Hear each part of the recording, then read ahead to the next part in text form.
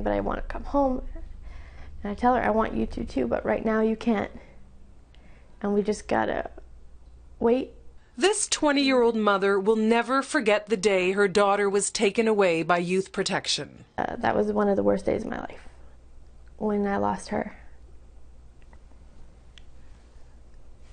Everything fell apart.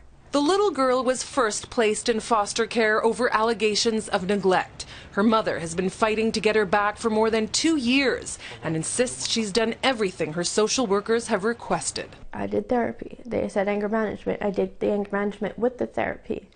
I got into a head and hands program. It's always they get her hopes up and then they crash them on her. The 4-year-old's grandmother is also heartbroken and says she was refused custody because of her own history with Youth Protection. Because my children were in the DYP system, they refused me to have my granddaughter. The family fears the 4-year-old won't be coming home soon because of new allegations that she's been sexually assaulted by her mother and her new 19-year-old boyfriend. To be accused, I'm her mother, that's the last thing I would do to my daughter. Batshaw Youth and Family Centres has refused our request for an interview in this case, but we are told there's a specific process in place to investigate physical or sexual abuse allegations.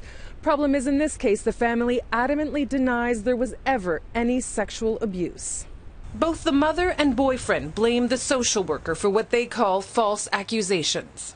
I think it's just stupid because he has no proof on it. He's just putting this stuff in his head. It's a scenario that's been seen many times before. We see a lot of cases like this, heartbreakingly.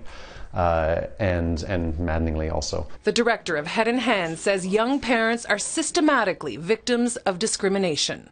Young parents, by and large, are labeled by pretty much everyone in their lives, and unfortunately, sometimes the most so by the institutions that are there to support them, as people who have made bad decisions and who are going to continue making bad decisions.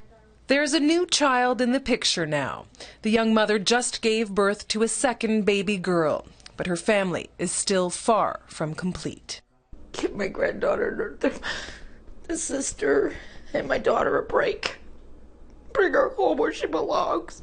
I just want Youth Protection to know that no matter how hard they try, it's not going to work.